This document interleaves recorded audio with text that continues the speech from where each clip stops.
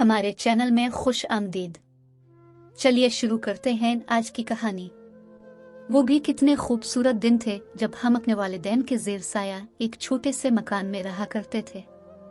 हमारा घर हमारे वालिदैन के प्यार से भरा हुआ एक खूबसूरत आशियाना था, जिसमें हम पांचों बच्चे चहकते रहते थे। अल्लाह के फजल से जिंदगी की हर आसाइश मौजूद थी। फिर वक्त ने करवट ली।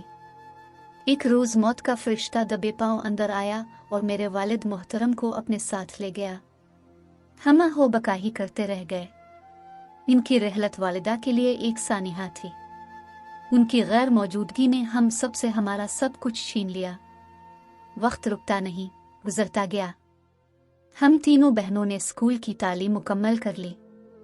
बड़े भाई ने इंजीनियरिंग पास की तो कुछ हालात की बेहतरी की उम्मीद पैदा हुई। छोटा भाई अभी कॉलेज जा रहा था कि बड़ी आपा का रिश्ता एक खुशहाल घराने से आ गया।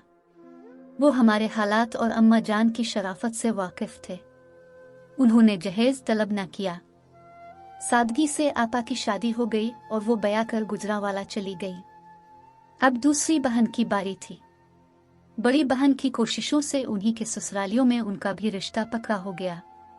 उन्हीं दिनों बड़े भाई की मुलाजमत हो गई तो रुखसाना आपा भी बया कर गुजरांवाला चली गई। घर में सिर्फ मैं रह गई थी।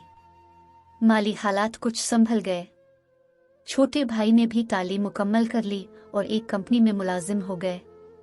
मुझे कॉलेज में दाखिल करवा दिया क्योंकि मुझे आगे पढ़ने का शौक था। बड़ी बहनों को स्कूल तक ही तालीम नसीब हुई थी, लेकिन मैं खुशकिस्मत निकली और मेरा ये ख्वाब ताबीर पाने लगा। इन दिनों में सेकेंड ईयर में थी। कॉलेज की एक सहेली ने अपने घर सालगिरह पर मधु किया। अम्मा को बताया। उन्होंने छोटे भाई से कहा कि तुम बहन को उसकी सहेली के घर छोड़ आना। भाई के हमरा मोटरसाइकिल पर बैठकर पहले बाजार गई। आयशा के लिए एक खूबसूरत सा पर्स तोहफे के तौर पर खरीदा और फिर भैया ने मुझे इसके घर छोड़ दिया, जो हमारे घर से ज्यादा दूर न था। सालगिरह की तकरीब के दौरान आयशा के भाई ने मुझे देखा। मैं इसको अच्छी लगी।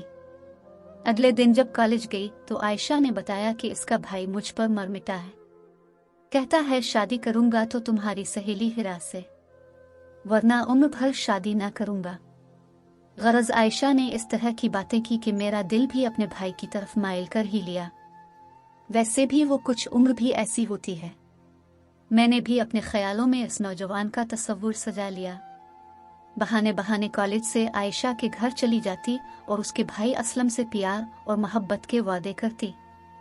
हमने साथ और शादी की कसमें खा ली।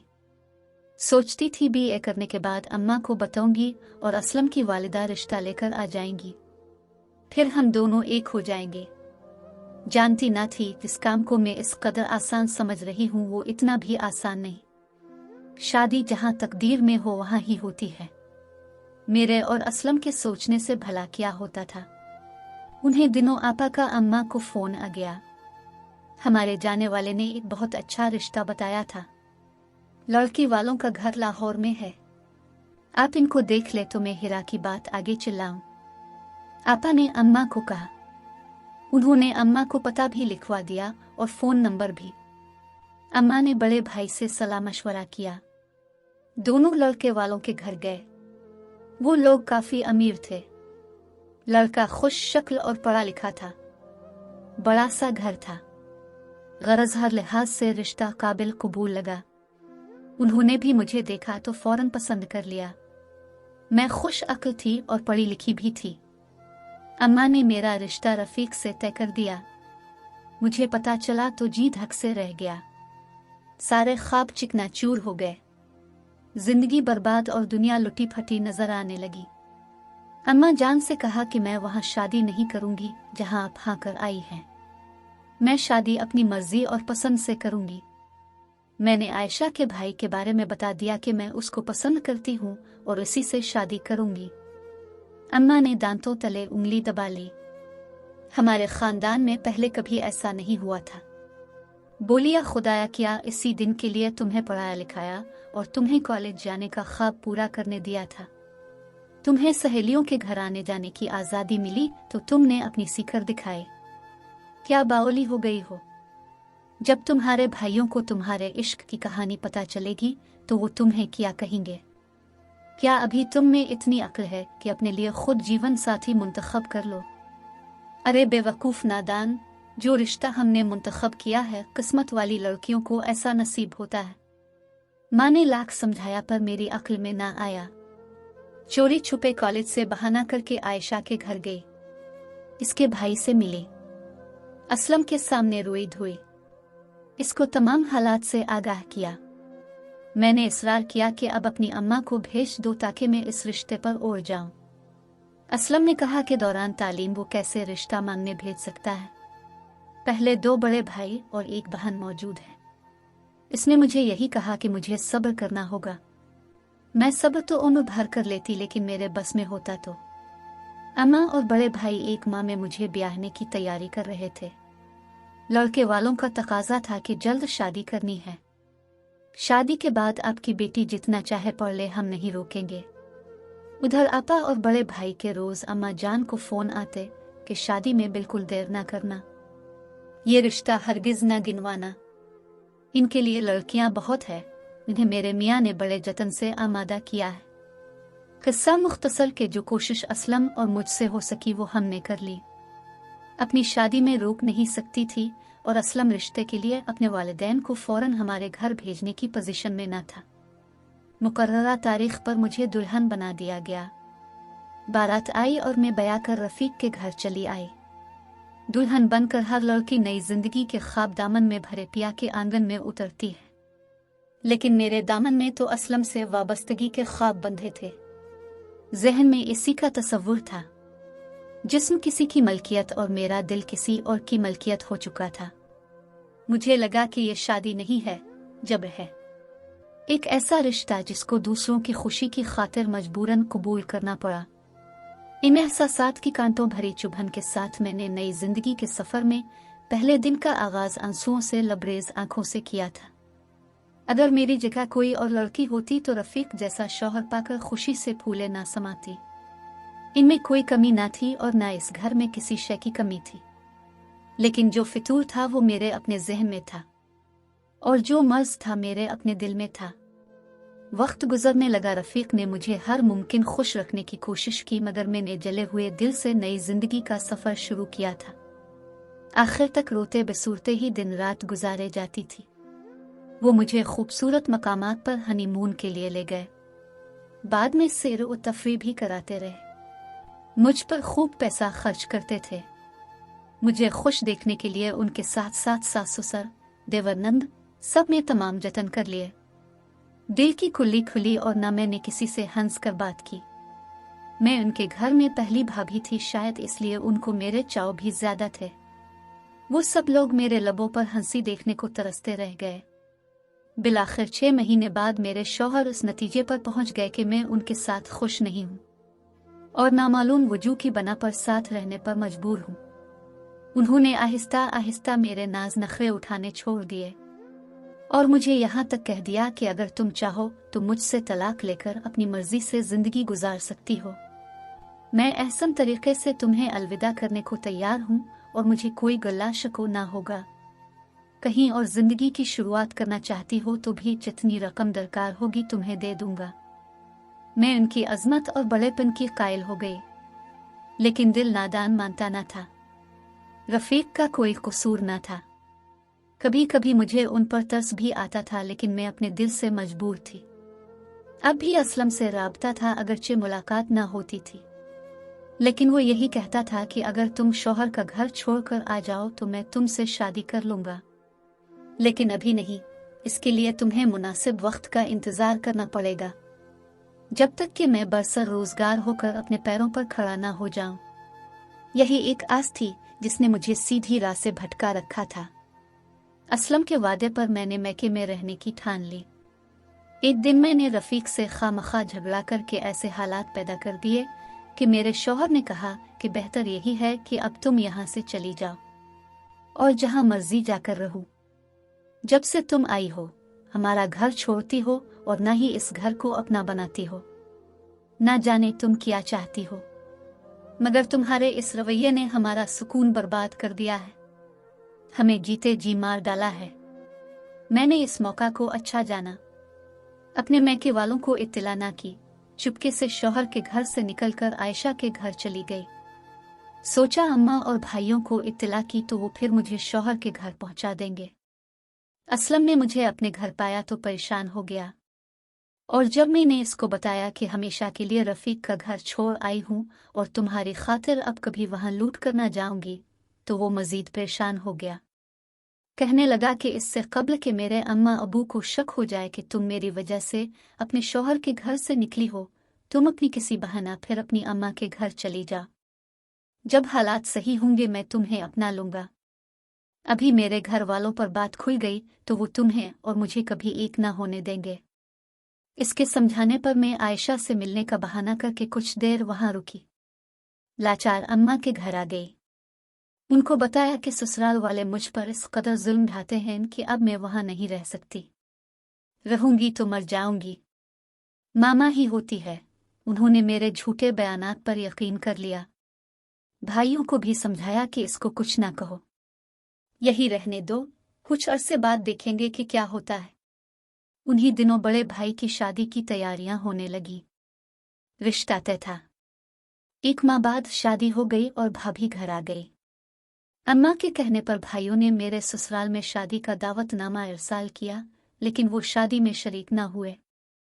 भाई की शादी के थोड़े दिनों बाद रज़ाए इलाही से वालिदा बीमार पड़ गईं और उनको फालिज हो गया। माँ की फालिज में उनकी खिदमत के बहाने ठहरी रही। बिलाखिर आनन फानन 2 महीने के अंदर उनकी भी वफात हो गई। अब मेरी शादी को तकरीबन 10 माह गुजर चुके थे। अम्मा के इंतकाल के बाद भाई और भाभी ने आंखें फेर लें।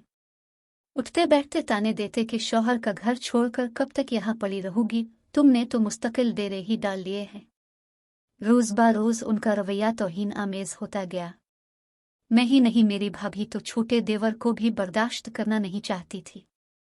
लेकिन वो बरसर रोजगार था, इसके वालिद का घर था, उसने वहां रहना ही था। ताहम वो जल्द ही भाभी के रवैये से नाला होकर दुबई चला गया। यूं मैं अपने बड़े भाई और भाभी के साथ घर में अकेली रह गई। छोटे भाई के जाते ही भाभी ने मेरे लिए घर को जहन्नम बना दिया। शायद इसको मेरा वजूद बोझ महसूस होता था।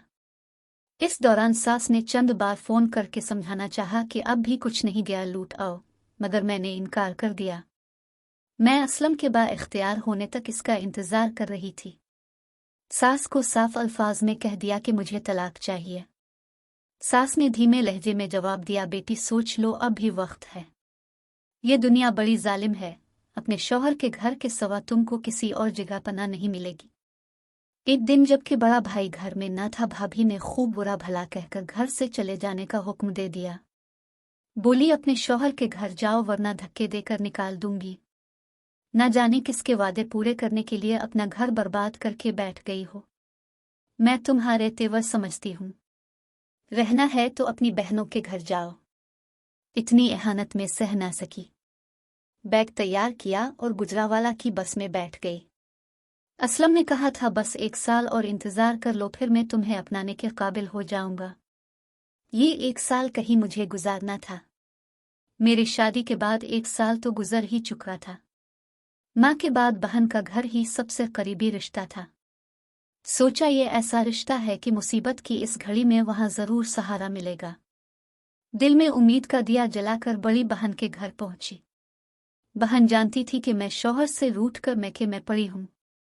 दिलजुई की बजाय बोली कि खैरियत है, तुम यहाँ आ गई हो। यहाँ तक कि खाने को भी ना पूछा। कहने लगी, मंजली का घर पहले आता है, वहां क्यों नहीं गई। साफ जाहिर था आपा चाहती थी कि मैं उनके यहाँ डेरा न डालूं, बल्कि डालने से पहले ही छूटी के घर चली जाऊं।